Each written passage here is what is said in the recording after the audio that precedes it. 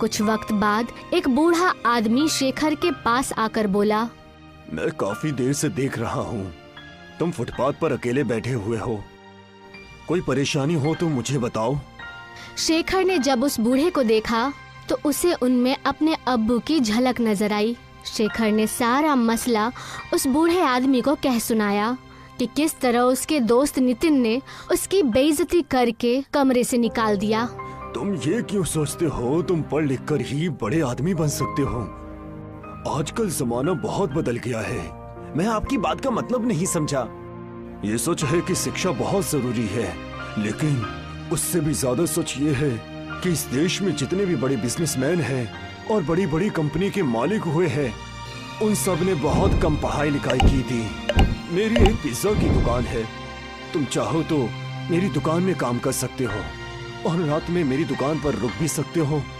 इस तरह तुम्हें अपने गांव वापस नहीं जाना पड़ेगा। शेखर को उस बूढ़े आदमी की बात बेहद पसंद आई। उस दिन के बाद से शेखर उस बूढ़े आदमी के दुकान में डिलीवरी बॉय का काम करने लगा। वो दिन भर मेहनत करके पिज्जा की डिलीवरी करता और रात के समय बूढ़ा आदमी जब दुकान बंद करके चला जाता तब शेखर उसके दुकान में ही बैठकर रात भर पढ़ाई करता। धीरे धीरे शेखर की समझ में आने लगा कि पढ़ाई और व्यापार दोनों अलग अलग बातें हैं। एक दिन शेखर ने उस बूढ़े आदमी से बोला, मैं पिज्जा बनाना सीखना चाहता हूँ। क्यों नहीं बेटा, जरूर, आज से तुम ही किचन में काम करोगे। शेखर कुछ ही दिनों में बेहद बढ़िया पिज्जा बनाना सीख गया। उसके हाथ के बने हुए पिज्जाज लोगों को बेहद पसंद आने लगे। शेखर अब कुछ पैसे बचाकर अपने अम्मी अब्बू को मनी ऑर्डर किया करता था। अचानक उस बूढ़े आदमी का इंतकाल हो गया। उस आदमी के इंतकाल के बाद उस बूढ़े आदमी का बेटा शेखर से बोला, मैं तुम्हें शुरू से पसंद नहीं करता था। पापा को पता नहीं तुम्हारे अंदर ऐसा क्या नजर आया कि उन्होंने पूरी दुकान तुम्हें सौंप दी। तुम यहाँ से जा सकते हो। ऐसा मत कीजिए। आप अगर मुझे दुकान से निकालेंगे तो मैं कहाँ जाऊँगा? अरे कहीं भी जाओ, मुझे उससे क्या। और वैसे भी तुम्हें पिज्जा बनाना आता ही है। जाओ जाकर कहीं और पिज्जा बनाओ। आइंदा मेरी दुकान के इर्द गिर्द भटक भी मत जाना। चलो निकलो यहाँ से। शेखर चुपचाप अपना सामान लेकर उसके दुकान से बाहर निकल गया। बाहर निकलकर वो फिर से उसी फुटपाथ पर गया जहाँ पर उसकी पहली मुलाकात उस बूढ़े आदमी से हुई थी। मैं हार नहीं मानूंगा। मेरे हाथ का पिज्जा शहर के लोगों को बहुत अच्छा लगता है और वैसे भी कई लोग मुझसे कह चुके हैं मुझे खुद की अपनी दुकान खोलनी चाहिए। क्यों ना मैं उन सबसे मदद मांगू। अब से मैं अपना कारोबार खुद से शुरू करूंगा। किसी के सामने हाथ नहीं फैलाऊंगा। इतना कहकर हर उस जगह पर जाने लगा जहां वो पिज्जा डिलीवरी किया करता था।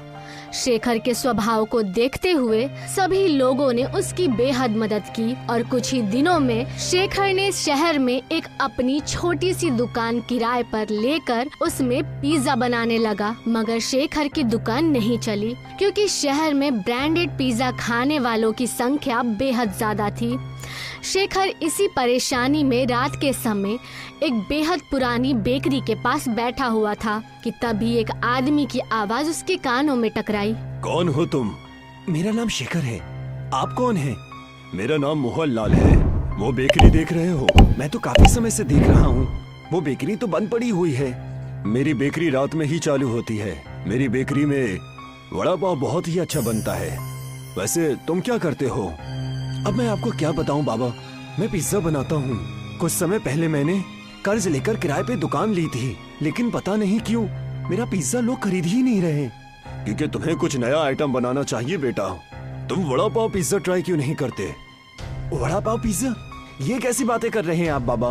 मैं तो पहली बार इसका नाम सुन रहा हूँ। मुझे तुम्हारा स्वभाव बहुत पसंद आया बेटा। मैं तुम्हें एक राज की बात बताता हूँ। मुझे वड़ा पाव बनाने की बहुत सारे नए तरीके आते हैं। कुछ समय पहले मैंने वड़ा पाव पिज्जा बनाने का तरीका एक विदेशी से सीखा था। तुम चाहो तो मैं तुम्हें वो तरीका बता सकता हूँ, लेकिन एक ही शर्त है। कैसी शर्त बाबा? मेरा वड़ा पाव पिज्जा बनाने का तरीका है, उसके लिए तुम्हें सिर्फ मेरी ही बेकरी से वड़ा पाव खरीदने होंगे। लेकिन मेरे पास आपके वड़ा पाव खरीदने के पैसे नहीं है। कोई बात नहीं, तुम्हें मैं उधार देने के लिए तैयार हूँ, लेकिन इस बात की क्या गारंटी है बाबा कि वड़ा पाव पिज्जा बिकेगा ही बिकेगा? जरूर बिकेगा बेटा। और देखते ही देखते तुम्हारे दिन बदल जाएंगे।